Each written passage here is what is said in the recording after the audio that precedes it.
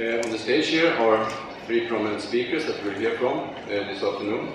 Dr. Nitima Sompradit from Thailand, Professor Arturi Ispetrata from Ecuador, Dr. Sean Otto from New Delhi, India.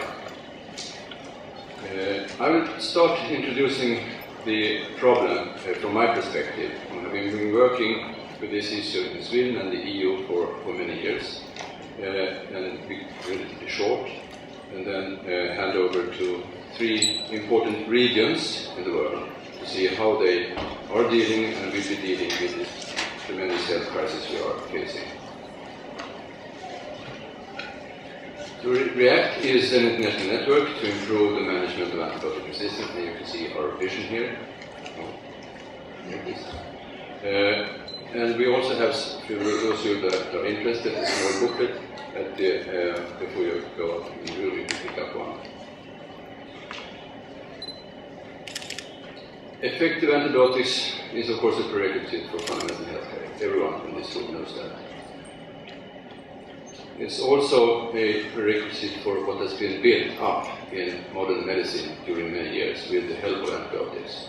We simply cannot do hip replacements, organ transplants, cancer chemotherapy, intensive care, or care of preterm babies, and many other fantastic things in modern healthcare without the protection of effective antibiotics. So what we are ultimately facing is that we're losing these procedures, and we will have a decline in development of medicine. We are facing a paradox. We should have been reacting to this paradox much earlier. Antibiotic resistance is booming. In parallel to that, since decades really, drug development has been declining, and this was addressed by Dr. Anthony So and others this morning in a symposium on innovation of new antibiotics. This will not be addressed in this symposium, but we will have to address how we can preserve the drugs that we have in a better way and prolong their lifespan while waiting for the new drugs. And I think we can wait for some time, unfortunately. So we have really to do our best to preserve what we have and to use them in a much wiser way than we have been doing before. Antibiotic resistance is threatening many bacterial infections. They're in fact we're losing effect in the treatment of septicemia, cervical infection, pneumonia, typhoid fever, and gonorrhea in quite an disturbing and worrying pace. So if we don't do nothing, this will happen. And some of these diseases will become more or less untreatable. What has the world tried to do about this problem? Well, many things, on many levels. This is a project that many of you may have been involved in and certainly know about, the WHO Global Strategy for Containment of Antimicrobial Resistance, which was published in 2001 after numerous expert consultations. It's still a very valid strategy, if you look at it. But it contains 67 recommendations, if I remember correctly, in a not very useful and user-friendly way. It's a book, it's a list, but where is the implementation? The Swedish government took an initiative in 2004 to try to push for an implementation of the strategy, and that was done in the format of what we call a World Health Assembly resolution. This was in 2005.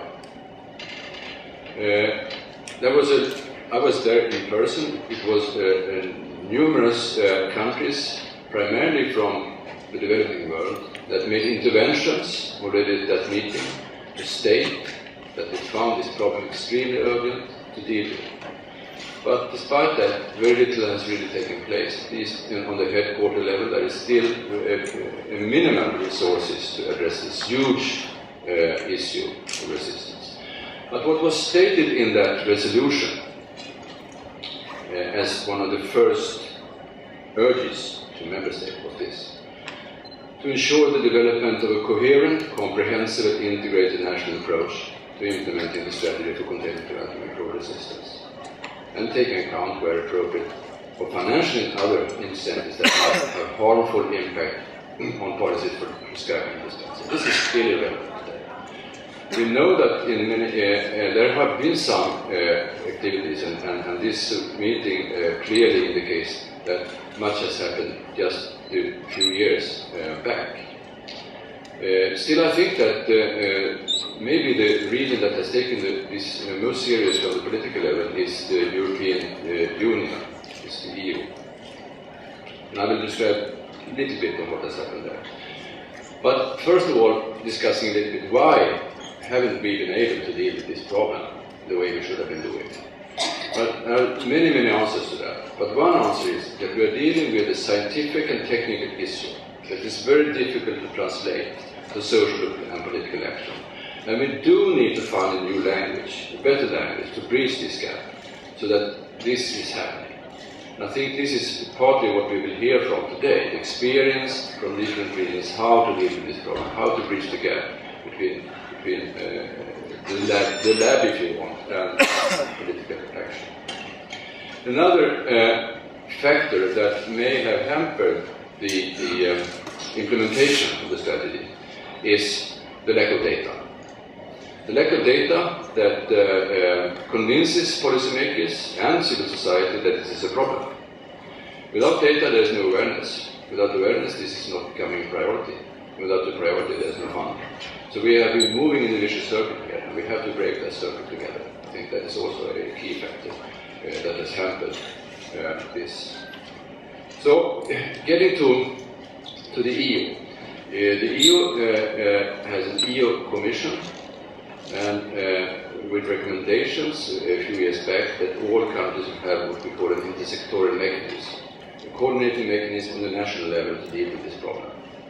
And this is the implementation of such policies. You can see that by 2008, 18 EU member states had such a policy platform nationally.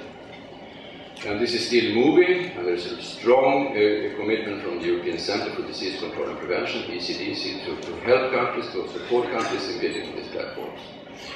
Just a few examples what can happen if you have this mandate, political mandated structure. First of all, before that, we have a good surveillance system also in the EU. This is, I don't think that we can read every country in the back. This is the percentage of MRSA in the EU.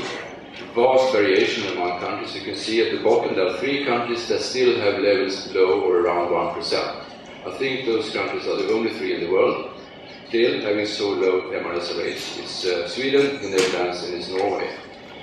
But we have grip on the trends and the magnitudes. This also is a case for benchmarking between countries. Countries don't want to be at the bottom.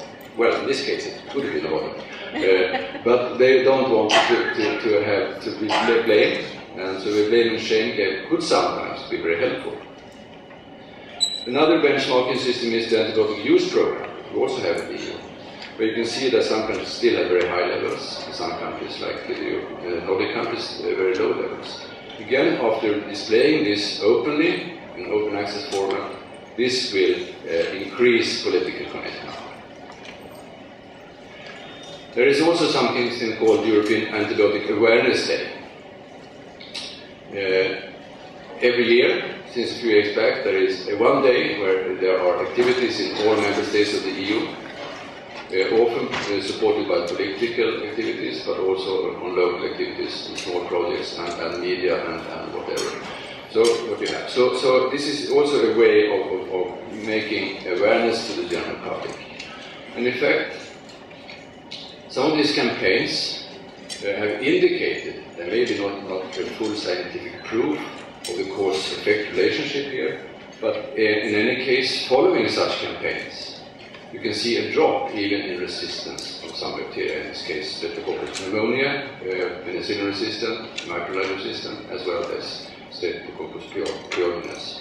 So these campaigns reducing antibiotic use, and in turn may reduce levels of resistance. There is some hope that we can do something good. Now, how does this experience translate to the rest of the world?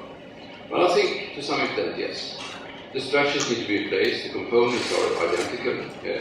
Of course, the situation is much more complex and difficult to deal with in the developing world.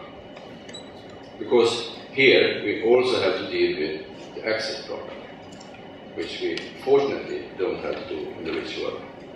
So we have to deal with this complexity. We have to secure access without having excess use traffic resistance.